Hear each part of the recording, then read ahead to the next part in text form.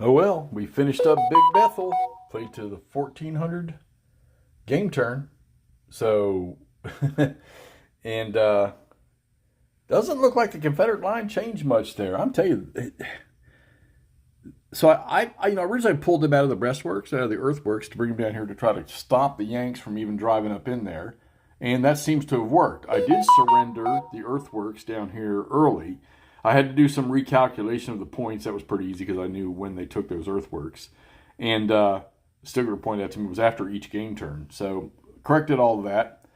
And even got the 1100 turn arrival of the Union reinforcements. So that's the first turn they can arrive. So they got up there, got into the fight as fast as they can. Only problem is they were already carrying the fatigue that Pierce's brigade had, which, like I say, Pierce got killed in the 1100 or the 10 o'clock turn. So Townsend was in charge. Washburn's brigade, they just made their last effort to try to drive across Wythe Creek and close assault or shock combat the units sitting there with Magruder sitting right there in the hex. They tried to close combat. You see what happened to them. Matter of fact, the last unit routed. He's sitting over here. And this guy was already collapsed, and they have the 2nd, 7th New York was already completely eliminated.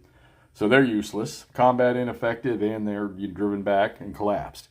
All they had left is that artillery battery over there. Well, he wasn't going to charge in close combat anybody.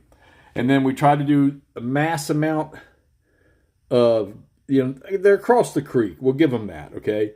But they could never drive all the Confederates off. We ended up switching this unit here. He was over here at the end of the line under the cannons. We moved him around to fill that hole, and those two units got chased off. But the cohesions on these guys, put it plain and simple, they don't have enough ass to execute this. They tried. We had units out of command. We had collapse units. Impossible almost to recover from disruption unless you had a leader and a very, very low die roll. And amazingly enough, the two gun sections just raised hell. And then muskets at point blank range, come on. So where did we end up? 49 for the Union, 59 for the Confederates, and that's plus 10 for the Confederates, and you have to look at the errata, but the draw is actually from 0 to 10 victory points. Right? So, hey, they fought to a draw.